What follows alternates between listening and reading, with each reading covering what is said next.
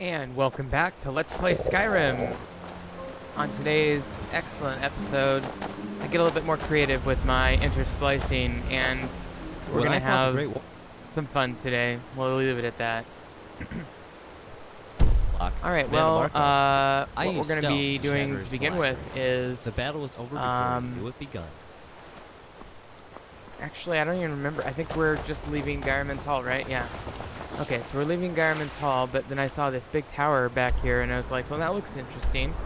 And it's right up the hill from Dragonfall's Manor there, where Sophia's located there. So I might want to go check that out, and I think I will, but maybe not right this minute.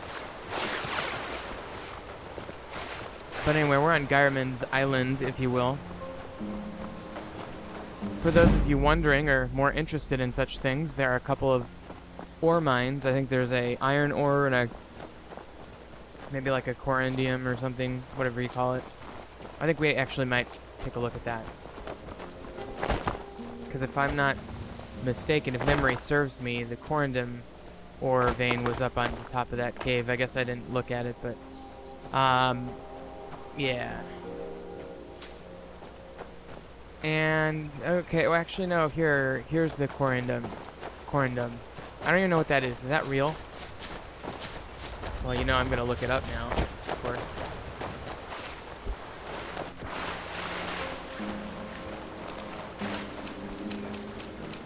Actually, yes, it is real. In real life, corundum is a crystalline form of aluminum oxide with traces of iron, titanium, and chromium. It is naturally transparent. It can have different colors because of impurities. Used in some gems. Actually, it's kind of a type of ruby if you get the right other combinations. You've been a good friend to me. In something. Okay, so it's ruby and sapphire. Thanks again for delivering those supplies to the Greybeards. Both come from corundum. Well, They have different impurities that make them different colors. That's really interesting.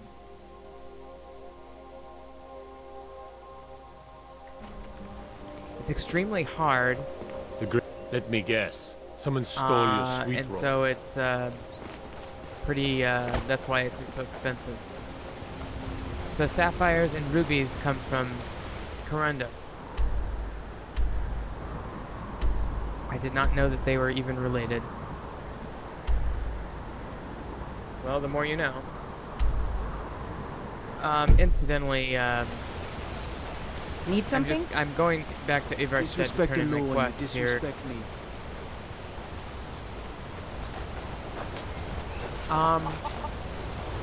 Emeralds, on the other hand, appear to be different. They are less hard on the scale, on the Mohs scale, but they're mineral beryl, B-E-R-Y-L, color green by trace amounts of chromium and sometimes vanadium. So that's really interesting too. So, you know, emerald, okay, so, but, you know, rubies and sapphires are the ones from corundum. So anyway, the first one that I gotta turn in is, to Wilhelm at the end here. I tell him that I've, well, let me just go talk to him and see what he has to say about my exploits. What could the return of the You know, and dragon? we're almost done with this area. One thing that I didn't power. really do while I was making this episode, or in this area, is I did not finish the sapphire claw, the Shroudheart Pharaoh. Bounty letter. Okay, he's given me a bounty letter that some Jarls left me. So there's a dragon located north of the summit that I'm some supposed sort to kill, of so a I'll cave have to entrance over there. put that on my list of things Folks to do. call it Gyreman's Hall, but I don't know why. Now that our He doesn't know why it's ghost called has been Gyreman's Hall. That's unmasked, interesting. I hope He to see actually more. didn't really assign me that quest, so I really don't have anything to If turn you're in headed there, up to I the don't think. monastery, watch your I step. heard the gourmet is hiding out somewhere in Skyrim. You know, fella who wrote that cookbook? That's interesting. Somebody wrote a cookbook and they're hiding somewhere in Skyrim.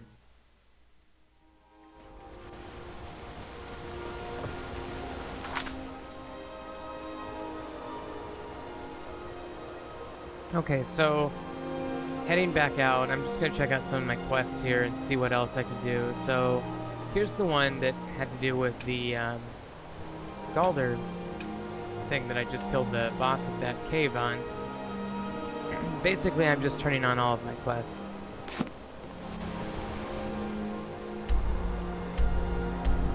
It should be noted that in Skyrim, steel is made from iron and corundum.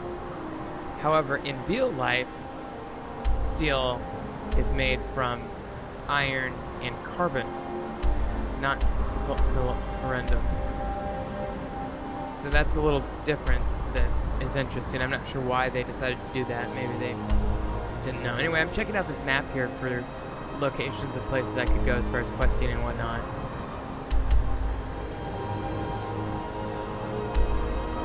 I think I have glowing ore mines on, by the way. I'm not sure 100%, but I'm pretty sure I do. Sorry, I keep hitting the microphone. I hope you guys don't hardly notice that, because I know that can be really distracting. I also note that it's really distracting when people clear their throat, cough, etc. So I try very hard not to do that, although I know I do occasionally. Other LPs, I listen to people just do that like all the time. In fact, my early ones, I used to do that all the time before I started listening to my own LPs and making a conscious effort to stop that. I mean, that was kind of that only lasted several months, and then I stopped. Because you can kind of be aware of it. Now, see here, there's this road going south of the Throat of the World here that I'm going to maybe take when I leave town, because I'd like to see a new area. But before I leave town, I do want to investigate Nerfi, because I know that one thing that we did, one thing that we did there was we were looking for Gerda's ingredient satchel, because she had been to that mine I'm walking looking around for 7,000 steps to honor the grey whatever, beards, reflect on my own life. It's a tradition among the Nords of Skyrim. There's those dead assassins. I like how people refer to me as "Hey Companion." I mean, that's really cool to have that status symbol. Alrighty, well, let's jump on the horses here. By the way, I took some time real quick to pack up my horse and, get a bunch of inventory items cleared out and put on my saddlebags. But for now, while you're under our roof, It's too bad there's not a graphic representation of that. Okay, so actually this is the first time we've been on our horse for quite some time, isn't it? We've been walking everywhere else lately, which is, functional, but slow. Anyway, as I'm leaving town, I'm thinking, I never did find Nerfi's, or Rada's, bag of ingredients, and I know for a fact it was a quest, and I remember I was looking at the map just a minute ago, I did not see it on the map. So I'm going to try to find it. Yeah, okay, so it's in this miscellaneous, locate Rada's remains. So actually, I didn't even know there's all these miscellaneous quests just lumped in here. I'm going to turn on a bunch of them, but I cut that out. Rada's remains are actually right here in this river right next to where I am. So let's take a look for them before we leave town. Again, one thing that a lot of you are going to be thinking to yourselves if you played the game before is, why didn't you finish Shroud Hearth Barrow? And the truth is, I'm not sure. As you know, I record these videos, and then I record the sound after, and I just cannot for the life of me remember why I didn't want to finish Shroud Hearth Barrow first.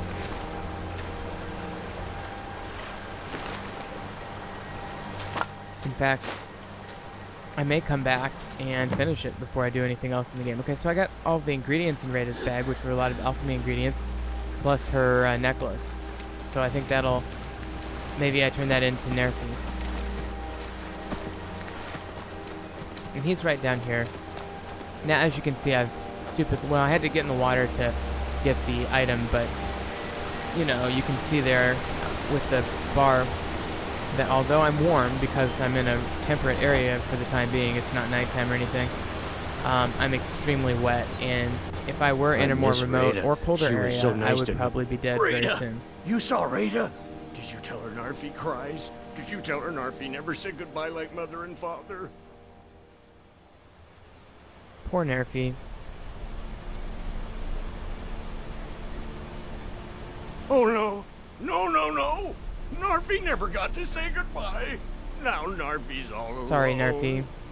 At She's least dead. Narfi has Rada's necklace. Reminds dead, Narfi Jim. of his sister. Thank you for giving this to Narfi. Well, at least he was appreciative. Narfi's So, sad with that now. turned in, Still wait for Rada. and No I did more get a couple of sleep. ingredients, No, it looks like no, there. no. I'm gonna go ahead and, actually, you know, before I head out, I forgot, I was gonna check out that tower over by Dragon Falls Manor and see what's going on there. So let's go get the horses and go do that.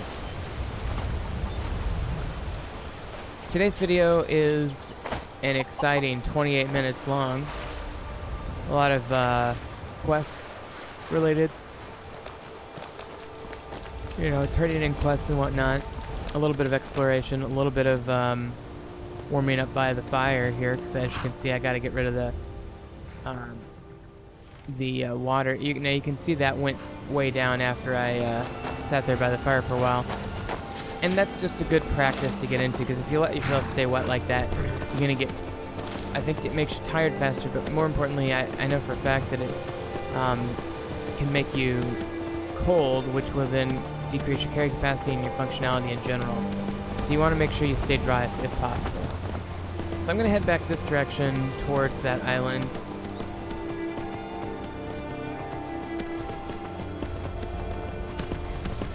And see if I actually towards that tower and see what I can find over here. And there's a little tower indicated on my compass at the top there. It's off to the right now, but I'm just going over this hill. And actually, in general, when you travel, it's very important that you keep your eye on your compass, because not only will that tell you the direction you're going, but it will point out enemies that if you come across that you'll see as red dots on the compass. Whereas you may not see them on there, and there's one right there. Of course, I didn't see him on the compass until I saw him in the map, but it's a frostbite spider. Theoretically, my companions will be very helpful in taking him out. Where is he? There he is. Of course, my horseback archery, look at that, how the bow doesn't even come close to pointing where the cursor was there. It's easier when I have a decent angle. Horseback archery just is I find to be very unreliable. Of course, I got him there. And I get the auto loot from the horse, which is convenient, although slightly unrealistic. Alright, so let me head over to this tower now and see what's going on over at the tower.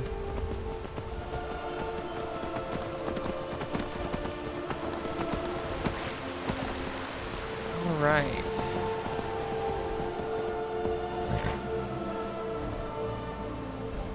Cute little tower. I don't see anybody, and I don't see any enemy radar beacon dots. So let me just, should I dismount here, or maybe I should, I guess I'm just kind of exploring, but, ooh, yikes. It's very difficult terrain for a horse. Probably not cool to have my horse right there.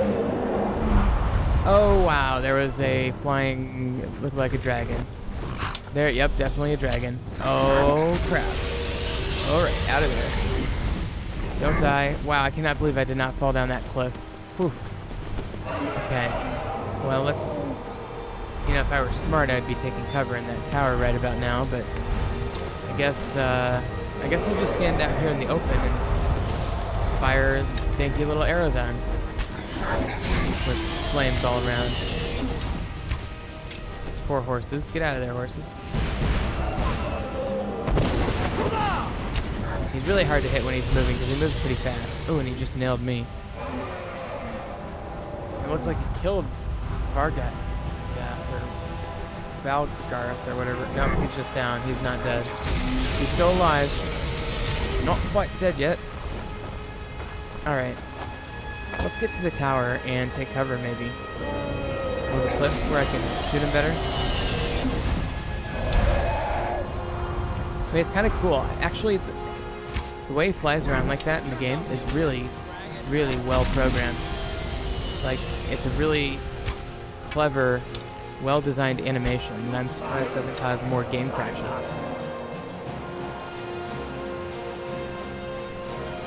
Well, he's behind the tower now. Let's see if I can get him here. Dragon battles are always fun. Well, I take that back.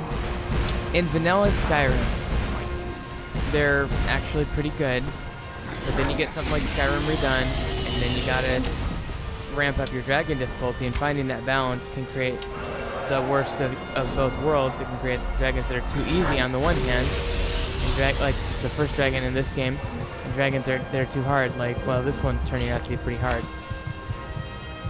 Granted, I'm not fighting very smart. I'm just standing out in the field like an idiot.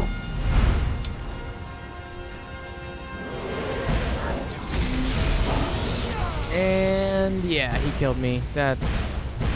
So that was my tutorial on how not to kill a dragon. Let's try again, shall we? So here we are coming over to that tower area once again, and let's see here. Maybe this time I'll take cover in the tower. It's called Nilheim. Nilheim.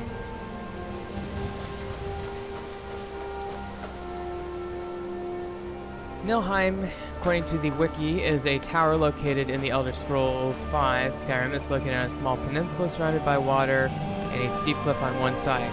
This can be the location of one of many bounty quests that can be received. The tower is located on a cliff that overlooks much of the rift. From a catwalk in the north face of the tower, it is possible to see across the vastness of Skyrim's valleys and mountains all the way to Windhelm, and even the Sea of Ghosts. Wow. If approached on the road, the Dragonborn will come upon a camp with 3 non-hostile, quote, guards, unquote, and I think these are the people I'm talking to right now in the video, by the way, who are dressed like bandits and are initially non-hostile unless the Dragonborn talks to Telrev first, who is across the bridge from Nilheim, at which point the guards will attack the Dragonborn. If the Dragonborn receives the bounty quest, they can complete it without talking to Telrev and only have to fight the bandit later. The guards will stay neutral. There are 3 dead bodies lying in the rocks just north of the tower below the entrance, apparently Telrev's previous victims. Body factions appear to be random bandit imperial soldiers, etc. So that's basically what this tower is. It's basically like a bandit tower that we don't have the ability to, well, I guess I could go back and try to find Telrev.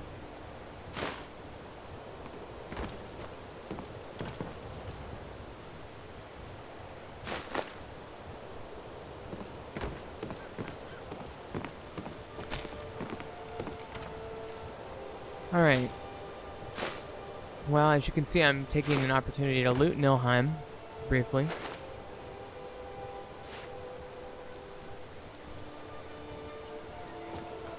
And it's pretty unremarkable, actually. There's not a whole lot of really valuable loot. So...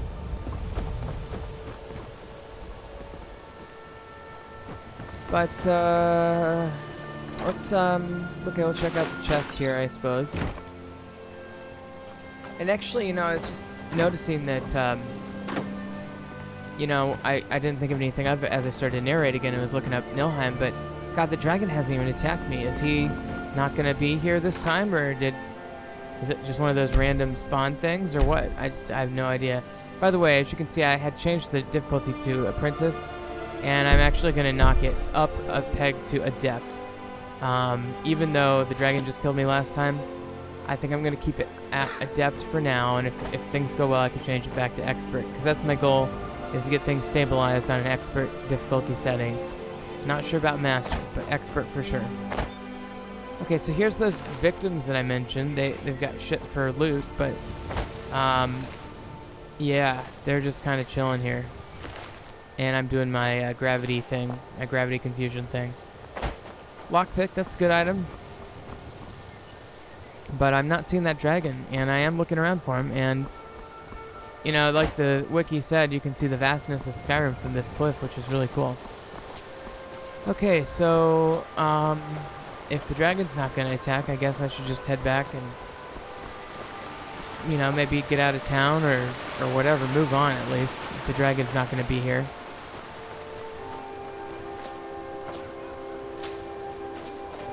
There's some ingredients along here that I could always get, but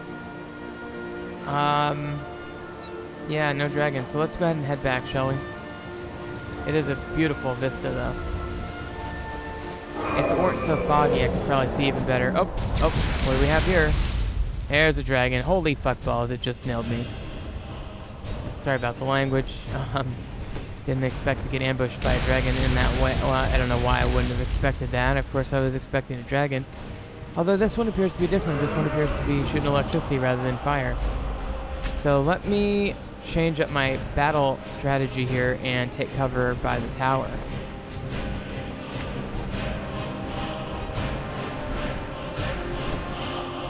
Perhaps even in the tower.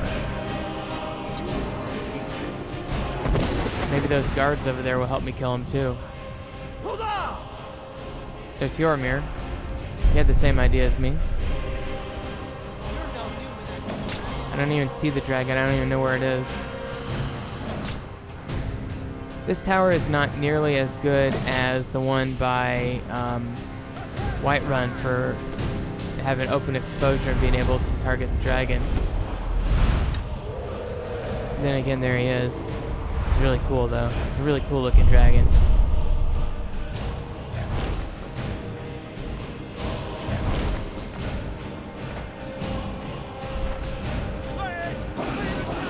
Well, okay, looking at its health there, it's going down dramatically right now. And it looks like they killed it. Oh, and I didn't even see it. Where are they? Where is it? If it was my companions, or if it was those guards, or a combination, or what, but... where the hell is the dragon? It's kind of difficult terrain to get around in, but... okay, here we go. Okay, there's the... nope, that's electricity. Yes? Where is it? There it is, I think. Oh yeah, here it is. Okay, well, let's grab the loot from it. Okay, and then we're gonna do the whole Highlander routine and absorb its power, I guess, after we've killed it. Well, maybe. That's what happened to the first one anyway. Let's see what happens now. Yeah, here we go. That's what I'm talking about. Highlander time. Yeah! There can be only one.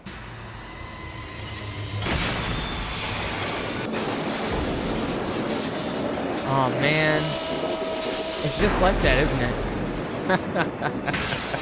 Gotta love those early 90s, I think it was early 90s graphics and computer effects. Oh yeah. Gotta love Queen. Did anybody else watch this show when they were a kid? I sure hope so. It was a fun little show back in the 90s. Anyway, hope you enjoyed that cutaway there. So, Highlander would kill another mortal and absorb its power through the electrical shock method, similar to how the dragon goes into my system there. So, anyway, in any event, it's great to have some more dragon materials, and it's great to have whatever benefit dragon power gives you, I guess. But it was kind of sad that I didn't get to kill it myself. Well, anyway, let's head back down towards Dragon Falls Manor.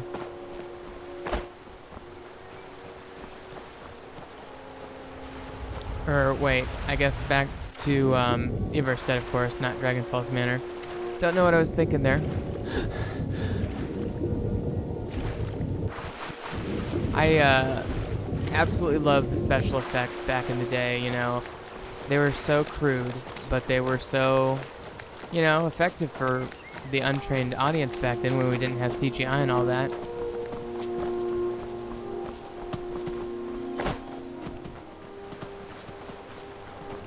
Gotta love the wilderness music too. It's got a French horn. It's very pastoral. I was a music major, so I apologize if I'm getting a little bit analytical there, but very romantic, pastoral sounding music. Ah, this fog makes it feel so cool and damp and dank and just chilly, chilled to the bone. And actually, according to my chill meter there, I certainly am chilled to the bone right now. So I'm going to warm back up for a minute. So I'm going to cut that out, but warm up time, that's better. And I dried off about a third of how dry I could possibly be. But now that I'm warm again, I think I'll be okay, at least to get to my next destination, which, alright, I kind of spilled the beans. It is Dragon Falls Manor. I'm not going to go beyond that for today. So we're going to head back down to Dragon Falls Manor. I'm not going to show you the whole journey.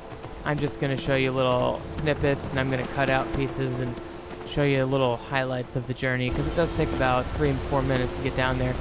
So, you know, going down the cliff from Everstead here, and then, you know, going along the river, etc., etc. There's the river there up to the left. The waterfall. We all remember that, of course, on the way up. We killed the troll on the way up. We killed the saber cat or whatever it was on the way up. And here we are at the top of the cliff to the bridge from Dragon Falls Manor. And, of course, here's the bridge to Dragon Falls Manor. And here we are at Dragon Falls Manor. And I don't know why I'm running into that horse there, but I do have a couple extra horses parked out front of Dragon Falls Manor because my companion brought them the first time I stopped here, and then I said stay here. One thing you should know, and you can see it right here, is that Hjormir, for some reason, did not follow me adequately. Oh, and I love this. Sophia's got her clothes back off. I'm right behind with the exception of her sword, now that she feels like she can live here. I don't know what she and Lydia had been up to while I was up at Everstead, but can't be good. Anyway, I'm going to reload, grab Hjormir here. I love how the Imperial is just kind of dangling off the chair there. Speaking of Imperials, I've been watching the HBO series Rome, which is a 3-season series detailing the rise of the Roman Empire out of the Roman Republic. It's a very, very good series. I highly recommend it. As I would recommend most HBO shows like Imperials. Game of Thrones or The Newsroom or whatever. Bill Maher. I love it all.